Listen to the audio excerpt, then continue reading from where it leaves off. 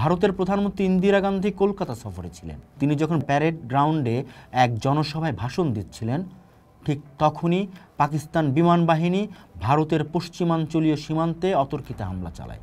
বিকাল 5:40 থেকে বিকাল 5:45 মধ্যে পাকিস্তান বিমান বাহিনীর অপারেশন চেঙ্গিস খান কোডনেম ব্যবহার করে ভারতের পাঠানকোট, অমৃতসর, শ্রীনগর, অবন্তিপুর, যোধপুর, আম্বালা ও আগ্রা সহ মোট 11টি বিমান ঘাঁটিতে প্রিম্পটিভ স্ট্রাইক বা আগাম বিমান হামলা চালায়। 1971 সালের বাংলাদেশের মুক্তিযুদ্ধের ইতিহাসে 3রা ডিসেম্বর একটি অত্যন্ত গুরুত্বপূর্ণ নির্ণায়ক দিন। দীর্ঘ 9 মাস ধরে চলা বাঙালি জাতির স্বাধীনতার সংগ্রাম এদিন একটি ভিন্ন মোড় নেয়, চূড়ান্ত বিজয়ের পথকে প্রশস্ত করে।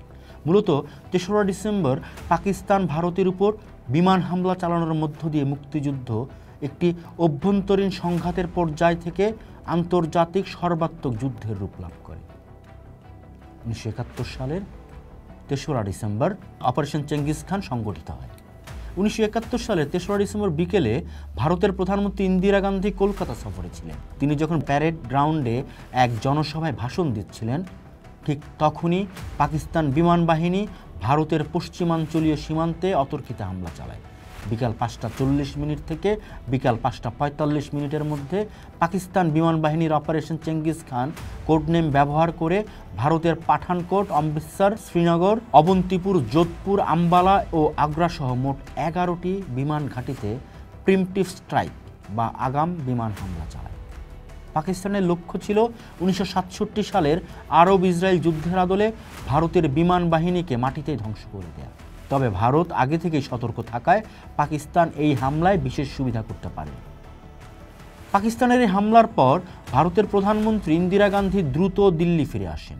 তিনি মন্ত্রিসভায় জরুরি বৈঠক ডাকেন এবং মধ্যরাতের কিছু পরে অল ইন্ডিয়া রেডিওতে জাতির উদ্দেশ্যে এক ঐতিহাসিক ভাষণ দেন। ভাষণে তিনি বলেন, পাকিস্তান ভারতের বিরুদ্ধে যুদ্ধ ঘোষণা করেছে। আজ বাংলাদেশের যুদ্ধ ভারতের যুদ্ধেও পরিণত হয়েছে।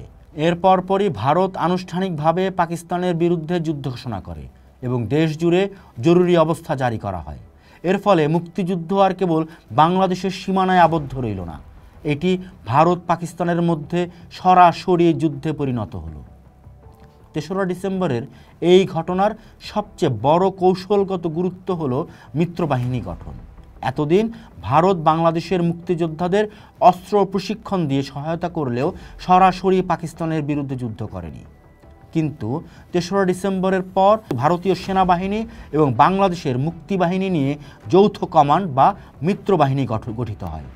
বাহিনী আকাশ স্থলপথে আক্রমণ শুরু করে। পাকিস্তানের হামলার জবাব দিতে ভারতীয় বিমান বাহিনী 3রা ডিসেম্বর রাত থেকে পাল্টা আক্রমণ শুরু করে এবং 4ঠা ডিসেম্বরের মধ্যে পূর্ব পাকিস্তানের আকাশসীমার নিয়ন্ত্রণ নেয়।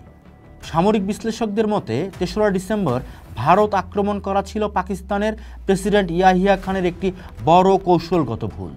পাকিস্তান ভেবেছিল ভারতকে যুদ্ধে জড়িয়ে ফেললে জাতিসংঘ বা পরাশক্তিগুলো যুদ্ধবিরতির জন্য চাপ দিবে, এতে পূর্ব পাকিস্তানে তাদের নিয়ন্ত্রণ বজায় থাকবে। কিন্তু বাস্তবে ঘটে উল্টোটা। ভারত আন্তর্জাতিক আইনি বৈধতা পেয়ে যায় এবং সর্বশক্তি দিয়ে আক্রমণ চালায়। ফলে মাত্র 13 দিনের মাথায় 16ই ডিসেম্বর পাকিস্তান সেনাবাহিনী আত্মসমর্পণ করতে বাধ্য হয়। 3রা ডিসেম্বর তারিখটি মুক্তিযুদ্ধের টাইমলাইনে একটি টার্নিং পয়েন্ট। যদি পাকিস্তান সেদিন ভারত আক্রমণ না করত, তবে হয়তো ভারতের পক্ষে সরাসরি সেনা পাঠানো বিলম্বিত হতো এবং যুদ্ধ আরও দীর্ঘস্থায়ী হতে পারত। তাই বাংলাদেশের স্বাধীনতা ত্বরান্বিত করতে এবং বিজয়ের চূড়ান্ত ক্ষণকে কাছে নিয়ে আসতে 3রা ডিসেম্বরের গুরুত্ব অপরিসীম। পোস্ট দেখুন, ভাবুন, করুন। থাকুন পোস্টের সাথেই।